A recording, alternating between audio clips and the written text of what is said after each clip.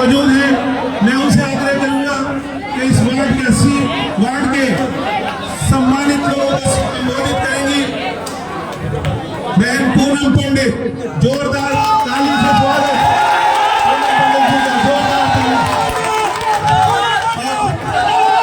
इस नारे के साथ में कि कांग्रेस पार्टी, राहुल गांधी, प्रियंका गांधी, पूनम पंडित।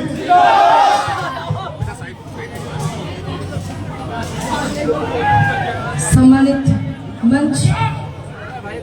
मंच पर बैठे मेरे बुजुर्ग और सामने इस देश का भविष्य तय करने वाले नौजवान साथी, हमारे मेरठ के जिलाध्यक्ष अवनीश भाई जी, मेरी साथी चुनाव लड़ी हुई मेरी बहन बबीता गुजर जी, हमारे जाहिद अंसारी जी शहर अध्यक्ष, और आपको मुझे मिलाने वाले एक ऐसी शख्सियत, एक ऐसे व्यक्ति को मैं धन्यवाद करती हूँ, मनिंदर सूद वाल्मीकि जी का, जो यहाँ तक मुझे लेकर के आए। एक बार जोरदार तालियां उनके लिए आप बजा दें। और मैं स्वागत करती हूँ पंडित माया प्रकाश जी का, हमारी संचालन कर रहे हमारे भाई सलीम पठान जी, जाहिद अंसारी जी, नईम राणा, मेहरुद्दीन जी, और हमारे बड़े भाई बहुत दूर से चल करके आए बदरुद्दीन भाई जी, हापुड़ से हमारे महासचिव हैं उत्तर प्रदेश कांग्रेस कमेटी के, कमल जाटर जी, महेंद्र शर्मा जी, इस्लामुद्दीन जी, आस मोहम्मद जी, और आज इस प्रोग्राम की अध्यक्षता कर रहे फारूक अंसारी भाई जी, और मेरे साथ नोएडा से चल करके आए कांग्रेस के वरिष्ठ नेता दिनेश रवाना जी, नरेंद्र भाटी जी, योगिंदर मुखिया, और हमारे NSY के कार्यकर्ता और जिलाध्यक्ष गौरव अधाना जी, और हमारे साथ गुलाबटी से आप लोगों के समर्थन में आए हुए फहीम मोहम्मद, हमारे बीच में हमारे किसान आंदोलन के साथी अरुण त्यागी भाई जी, उनके लिए भी एक बार जोरदार तालियां बजा दें, क्योंकि कांग्रेस की हस्ती जिंदा है जब तक ऐसे लोग जिंदा हैं। और इस देश का इतिहास बदलने वाली जनता जनार्दन आप सभी को हाथ जोड़ करके प्रणाम करती हूँ, और युवाओं को सल्यूट करती हूँ कि आपका जो जोश है वो देखने के काबिल है। देखिए, मुझसे पहले बहुत सारे लोगों ने बहुत अच्छी अच्छी बातें आपको बता दी है। वैसे हमारे वार्ड नंबर 80 से हमारे भाई अबू तला जी जो चुनाव लड़ रहे हैं, ये आप इनको बेहतर ज्यादा जानते हैं। हम तो अपने कार्यकर्ताओं को, प्रत्याशी को अच्छे से जानते हैं, लेकिन जनता का जानना बहुत जरूरी है कि किस पार्टी के प्रत्याशी खड़े हुए हैं और कौन व्यक्ति तुम्हारी आवाज उठाने वाले खड़े हुए हैं। ये बात आपको समझनी है। अगर ये बात आपने नहीं समझी, अब गौर कीजिएगा उन बातों पर जो बेरुखी आपने की है, और कान पकड़ करके गलती मानिएगा कि आपने 4-4 बार बहन जी की सरकार बनाई है, समाजवादी की आपने 4-4 बार सरकार बनाई है, और सबसे ज्यादा वोट आपका बटा है। बटा है या नहीं बटा है? किस बात पे आप अपना वोट बांट देते हैं? कि हमारी फूफी का खड़ा है, माँ मौसी का खड़ा हो जी, माँ चाचा का खड़ा हो, इसलिए बांटते हो ना। और इसी गलती को आपकी पूरा देश भुगत रहा है, ये ध्यान रखना आप लोग। और उससे भी ज्यादा कांग्रेस भुगत रही है, और फिर उससे भी ज्यादा आप लोग भुगत रहे हैं जो माहौल 2014 के बाद से बनाया है तानाशाह सरकार ने। ये मुझसे बेहतर आप जानते हैं। कांग्रेस पार्टी 10% भुगत रही है, लेकिन आप 90% भुगत रहे हैं। ये खामियाजा कि आपने वोट बांटा, और आपने अपना वोट कई बार बांटा। उत्तर प्रदेश में कितने जमाने से मुख्यमंत्री नहीं कांग्रेस पार्टी के, इसलिए आपकी ये हालत है जो आज मौजूदा सरकार ने की है। क्योंकि आपने 4-4 बार अखिलेश जी की सरकार बनवाई, बहन जी की सरकार बनवाई, और अब आपने योगी जी की भी सरकार बनवाई। बड़े ढोल नगाड़े पीट रहे थे आप लोग, मैंने देखा था। ऐसा नहीं है कि आप लोगों ने वोट नहीं किया। तो इसलिए आप लोगों ने जो गलती की है उसको सुधारने का जो एक मौका है, अपने वार्ड को ऐसे सींचे वोटों से, जिसका इस वार्ड को अगर मैं कहीं पूछने लग जाऊं तो उत्तर प्रदेश में की एक बाढ़ है तो लोग कहें कि हाँ कांग्रेस पार्टी का प्रत्याशी वहां से जीता था, वहां की जनता ने भारी भरकम वोट देकर के जिताया था। ये आप चाहिए, ये आप तय करेंगे कि अपने वार्ड को आप उत्तर प्रदेश के इन चुनावों में कैसे ऊपर लेकर के आते हैं। सभी जितने भी यहाँ लोग हैं, मैं देख रही हूँ बच्चे बहुत छोटे वाले कम हैं और सब नौजवान हैं। जिस और जमानी चलती है उस और जमाना चलता है। ये जवानी जिधर जाती है उधर चलता है जमाना, ये ध्यान रखना आप लोग, क्योंकि आप वो लोग हो जो इस देश की सरकार को पलटने की ताकत रखते हो। उत्तर प्रदेश में ऐसे लोगों की सरकार बनाते हो आप 4-4 बार, जो आपके नेता, आपके समाज की अगुवाई करने वाले लोग करते हैं ना। आज उनके लिए अखिलेश जी नहीं बोल रहे हैं क्योंकि उनको डर है, उनको भय है। आज बहन जी भी नहीं बोल रही है। और योगी जी, उनका तो हाल आप मुझसे ज्यादा बेहतर जानते हैं, ठीक है? आप बेहतर जानते हैं इस देश में पतीले में क्या बन रहा है, झांकने का काम इनका। इस देश की बेटियां कैसी चीज कर रही है वो काम इनका, लेकिन इस देश में किसान की जो फटी हुई हालत है, जो बेरोजगारी है, वो इनका काम नहीं है। ये देखो कितने दुर्भाग्य की बात कि हमारे सत्ताधारी पार्टी के इतने बड़े बड़े नेता इस तरीके के बयान देते हैं। धामी जी ने दिया था ना, लड़कियां फटी हुई जींस पहनती हैं, लेकिन वो अपने घर में झांक करके नहीं देखते। ये आप तय करेंगे कि ये वोट आपको अपने खराब करने हैं, 2024 में तानाशाह को प्रधानमंत्री बनाना चाहते हैं, या फिर समस्त भारत की जनता की पीड़ा को उठाने वाले मेरे नेता राहुल गांधी को प्रधानमंत्री बनाना चाहते हैं। ये तय करेगा आपका ये वोट, ये तय करेगा आपका जिला, ये तय करेगा ये आपका एक एक वोट। अगर आपने यहाँ भी वोटों को नहीं समझा, यहाँ भी आपने इस भूल को नहीं सुधारा जो 2022 में आपने की थी, तो मुझे नहीं लगता कि हम सब लोग और भी जो लोग ने हम जैसे लोगों से सीखते हैं, हमने प्रियंका जी से सीखा है, इंदिरा जी को पढ़ते हैं, हमें भी कोई देखता होगा, हमें भी कोई सीखता होगा, फिर आगे कोई सीखने का जो सिलसिला है ये कहीं ऐसा ना हो जाए कि ये बंद हो जाए। आपकी आवाज उठाने के लिए हर देश में वो मंच लगेगा, क्योंकि आप देश की जनता है और ये देश चलता है लोकतंत्र से, ये देश चलता है संविधान से, ये देश चलता है भारत के भाईचारे से। ये लोकतंत्र है, ये राजतंत्र से नहीं चलता। जिस दिन इस देश के नौजवान और खास करके आप लोग समझ जाओगे कि ये देश लोकतंत्र से चलता है, राजतंत्र से और तानाशाह तंत्र से नहीं चलता है, उस दिन ये देखना कि किस तरीके से आपका वही माहौल जो 2014 से पहले का था फिर ना हो जाए तो बात कहना।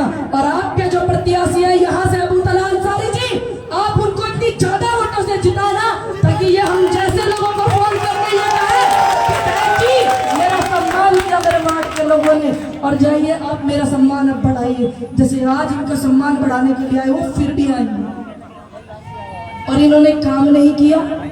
बात दोनों होंगी, वोट मांगने वाली भी, क्योंकि कान पकड़ूंगी, कस के पकड़ूंगी, घुमा के नहीं पकड़ूंगी, सीधा पकड़ूंगी।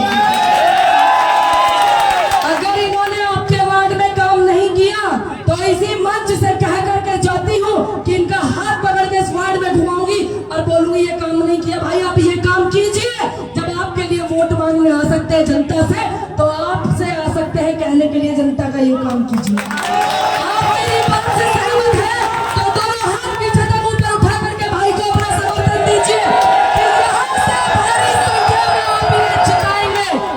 और फिर से कह करके जा रही हूँ एक बात कि आपने यहाँ से जिसको मेयर अध्यक्ष बनाया था पुरानी सरकारों में, समाजवादी पार्टी में और बसपा में, ये देख लेना कि वो जो आपके नेता, आपके समाज की, आपके अपने बीच के नेता जो आपकी अगुवाई करते हैं, उनकी क्या हालत इन्होंने की। क्या आवाज उठाई किसी नेता ने? सिस्टम का ये माहौल देखने को मिला 15 दिन पहले मीडिया के सामने जो हुआ, क्या ये आवाज कोई आपकी उठाया? किसी ने नहीं उठाई। अगर आपने अब नहीं समझा तो ये ध्यान रखिएगा कि रोज नए मंच नहीं लगेंगे, नया रोज नया दौर आएगा। आज इस आपके वार्ड में हम सब आए हैं, कल कोई और आएगा। ये अगर आपने कोई और को मौका दे दिया, किसी और को वोट करके, फिर हमारी गारंटी खत्म है। हम आने नहीं देंगे। आप सभी से निवेदन करते हो कि आप खूब ज्यादा वोट करके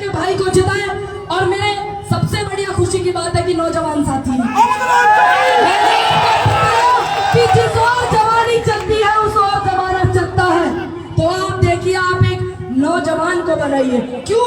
क्योंकि ये आपके बीच के हैं, आपकी तकलीफ को समझ सकते हैं, काम करने का जोश होगा, जज्बा होगा। और जब हम जैसे लोग भाई के साथ खड़े होंगे तो माहौल ही और होगा और दौर ही होगा। यहाँ पर आपके जितने भी निकाय के काम है, भाई की पूरी जिम्मेदारी है। हम सब जितने भी लोग खड़े हैं इस मंच पर, मनिंदर सूद वाल्मीकि जी और भाई हो, पंडित माया प्रकाश जी हो, या हमारे भाई अग्निश जी हो, कोई भी हो, बहन हमारी बबीता जी हो, ये आप ध्यान रखना, ये सब जिम्मेदार लोग हैं। क्योंकि ये उस पार्टी का झंडा है जिस पार्टी में इस देश को आजाद कराने की ताकत थी, जिस पार्टी में नेहरू, गांधी, सुभाष पटेल, अशफाकुल्लाह खां गनी, गफ्फार, महात्मा गांधी, शहीद आजम भगत सिंह जैसे लोग पैदा किए और फिर उन्होंने ये पार्टी पैदा की, फिर इस देश को आजाद करवाया। झांसी की रानी लक्ष्मीबाई जैसी बेटियां, उनकी विचारधारा से ये पार्टी है। ये किसी के संग से नहीं है पार्टी, ये किसी की कट्टरता से नहीं है, ये लोगों की शहादत से पैदा हुई है पार्टी, लोगों की सोच से। हिंदुस्तान में, इस पूरे समस्त भारत में अगर किसी ने भी इस देश का भला सोचा है तो वो सोचा है कांग्रेस ने, वो सोचा है गांधीवादी कांग्रेस ने, नेहरूवादी कांग्रेस ने, इंदिरावादी कांग्रेस ने। इस हिंदुस्तान का जितना भी विकास हुआ है, अब तो डर सताने लगा है कि विकास ही मत बताओ, कभी फिर उसको भी बेच करके ही आ है कि नहीं।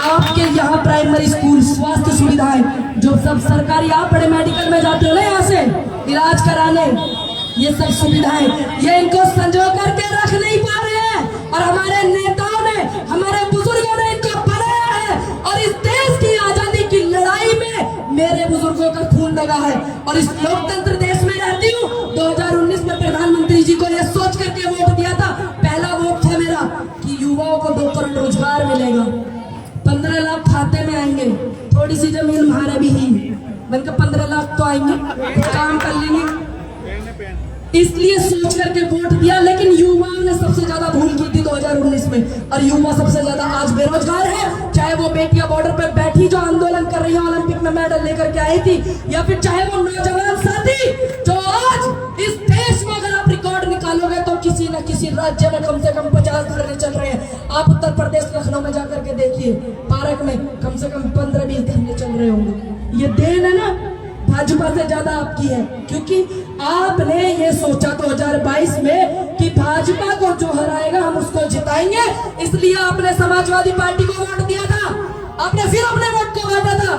अगर आपने इस वार्ड से शुरुआत नहीं की तो आप देखना कि इस 2024 में जो आज प्रधानमंत्री बैठे हुए हैं ना, इस इतनी सम्मानित कुर्सी पर, उससे भी बड़ा तानाशाह प्रधानमंत्री आएगा इस सरकार का, अगर आपने बदलाव नहीं किया अपने वार्ड से। ये मेरा मानना है, ये मैं देख भी रही हूँ। अगर आपने अपने वोट को सही इस्तेमाल किया तो ये जड़ है 2024 के चुनाव की, इस जड़ को मजबूत कीजिए, ये बहुत जरूरी है।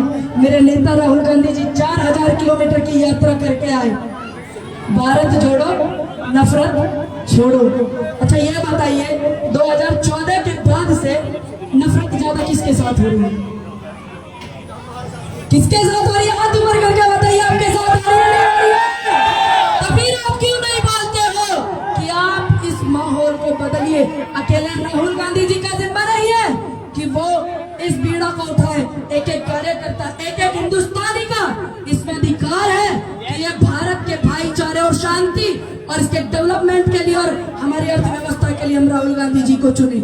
हमारी भी जिम्मेदारी है, भारत के अच्छे नागरिक हो और दिखाइए, उनको फिर से साबित कीजिए, जैसे आपने और हमारे बुजुर्गों ने और आपके बुजुर्गों ने इनको नहीं आने दिया था ना कितने सालों तक, तो आज समझ में आ रहा है कि इनको क्यों नहीं आने दिया था इतने सालों तक। आप सभी से निवेदन करती हूँ, आने वाली 11 तारीख को वार्ड नंबर 80 से पार्षद पद के प्रत्याशी हमारे भाई अबू तलाल अंसारी जी, इनको खूब ज्यादा वोट करें। मैं फिर आपको आगाह करके जाती हूँ, क्योंकि टीवी पर एक बंदा बहुत बोलता है, उसकी बातें मुझे बहुत लगती है, लेकिन आपको नहीं लगती है।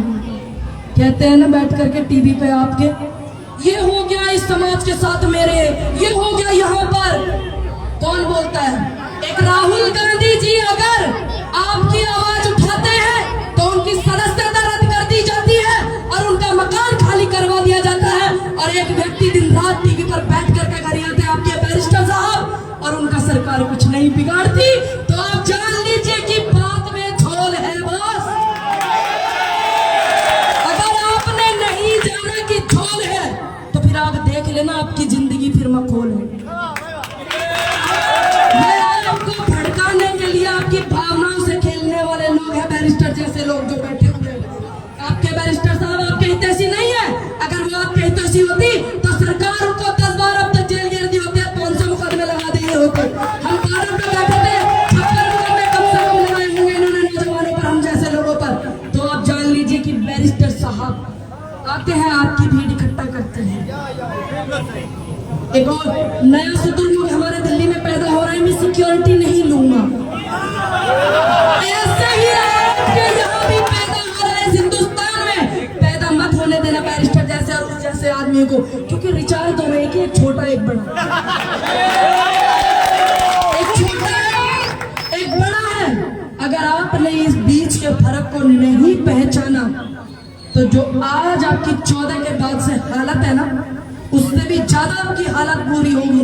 ये देख लेना जो इनका माहौल देखने को मिल रहा है। आपकी बहन बेटियां बैठी थी दिल्ली पर, डंडे बजाए थे रात के अंधेरे में, क्या भूल गए आप? क्या भूल गए? आपकी बेटियां बैठी थी दिल्ली पर, आंदोलन कर रही थी और डंडे बजाए थे। हमारे देश का सरपरिजात का व्यक्ति बैठा था, देश का अन्नदाता, लठ बजाए थे, मुकदमे लगाए थे। सरकार कहती थी खालिस्तानी है, पाकिस्तानी है इनके प्रवक्ता, और उन प्रवक्ताओं पर कोई मुकदमा नहीं, उन प्रवक्ताओं पर कोई तंज नहीं, कुछ नहीं। तो आप सोच लीजिए कि इस समय इस देश का जो देखिए मैं और हमारे अवनीश भाई, मनिंदर जी, दिनेश अवाना जी, नरेंद्र भाटी जी, ऐसे लोग, गौरव जैसे लोग, और आप की बात कर रहे हैं। हम लोग क्या करेंगे?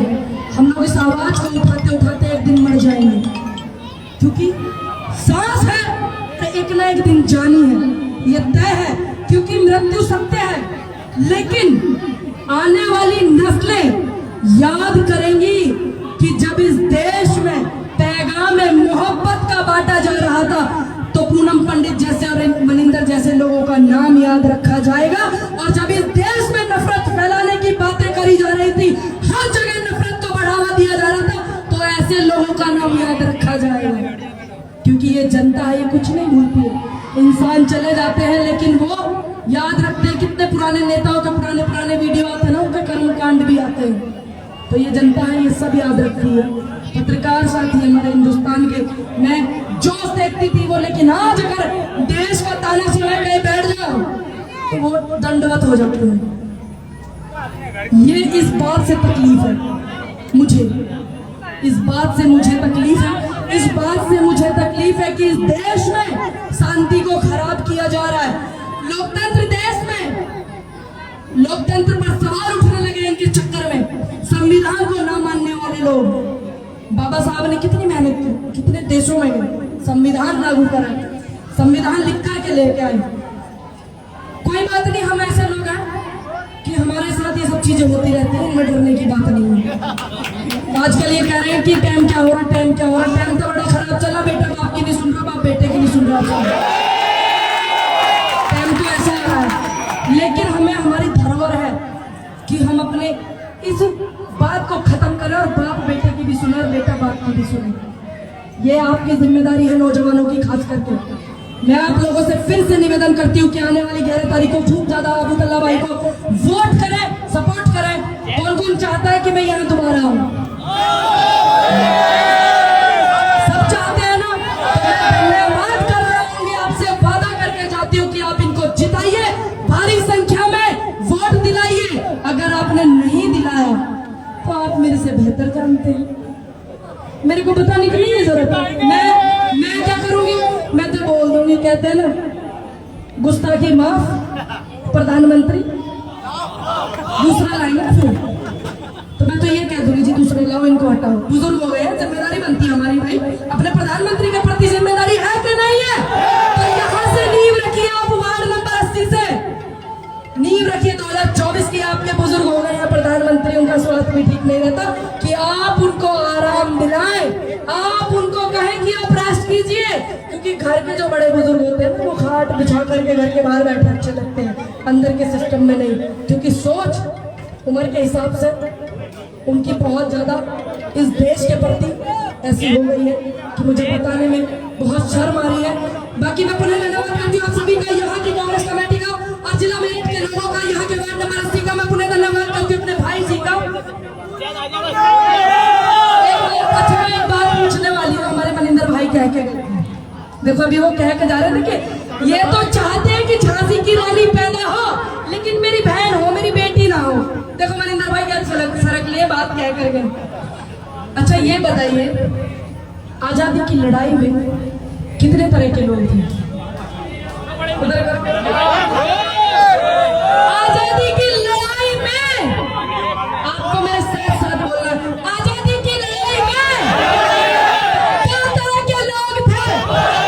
आजादी की लड़ाई में 2 तरह के लोग थे, जो मर्द थे वो जंग में गए, जो नामर्द थे वो संग में गए। तो अब आप देख लीजिए कि आपको किस लिस्ट में रहना है। इस देश की हर बेटी चाहती है कि एक एक बच्चा जो है आजादी की लड़ाई में योगदान देने वाले लोगों को सपोर्ट करे, और आप क्या हमारे बीच की आवाज को बुलंद करे, शिक्षा को बुलंद करे, बहन बेटियों को आगे बढ़ाओ, बहन को आगे बढ़ाओ, अपनों ना करो दिल जी, तुम बार बार पीछे कर देते भैया, ऐसा ना करो, है ये बात सही नहीं। और एक और बात, जिन भाइयों के सर, जिन बहनों के सर पर बहन भाइयों का हाथ होता है, सपोर्ट होता है कि आप जाइए आगे बढ़िए, तो वो बेटियां इंदिरा गांधी जी बनती हैं, फिर वो बेटियां अहिल्याबाई होलकर बनती हैं, पद्मावती बनती हैं, वो बेटियां अवंतीबाई बनती हैं। वो बेटियां एक ऐसी बेटी भी थी, आवाज बड़ी उठाती थी, बड़ी मजबूत, हम भी सुनते थे कि आईपीएस ने गाड़ी रोक ली थी, प्रधानमंत्री की चालान कर दिया। कौन थी? किरण बेदी जी, इंदिरा गांधी जी की रेड लाइट पे चालान कर दिया था, और इस बात के चर्चे आज तक होते थे। ये अलग बात है कि लोकपाल बिल के बाद उनको राज्यपाल बना दिया, वो शामिल, ये अलग बात है। आप समझ लीजिए कि मैं क्या कहना चाह रही हूँ। फिर से कहूंगी जाते जाते आप लोगों को, आप अपने वोट को मत बांटना। अगर इस देश में आप लोगों के लिए अगर किसी ने ज्यादा काम किया है, इस देश के लिए काम किया है, तो वो कांग्रेस पार्टी ने किया है। अगर इस बात में मेरा जरा सा भी झूठ हो, आप भारतीय जनता पार्टी को मत जिताना, किसी और को चाहे जिता देना, चाहे इसमें इतना सा भी झूठ हो। ये आप भी जानते हो, इस देश का विकास कांग्रेस ने किया, इस देश का पढ़ाई शिक्षा सब आगे कांग्रेस ने बढ़ाई, इस देश की सुरक्षा जो हमारे जवान शहीद हुए तांडव कर करके वोट लिए ना इन्होंने 19 में, क्या नाश इन्होंने किया, चीन घर बसा रहा है, ये वो अल्लम चल्लम, भैया परेशान हो गए सुन सुन के। तो कहा बताया तुमको, अब तुम्हारे हाथ में वार्ड नंबर 80 कौन कौन जिताएगा? हाथ उठा करके पीछे से बोलिए जय जवान, जय जवान, जय जवान, जय हिंद, जय हिंद, जय हिंद। इनको आप बोलते रहिए और आप देखना सिस्टम कैसे खोखला होते हैं जो तानाशाह है। नमस्कार, राम राम, प्रणाम, जय हिंद, जय भारत। अध्यक्षता करें फारूक अंसारी साहब, शुक्रिया अदा करते हैं। अभी तक और देते हैं नहीं सभी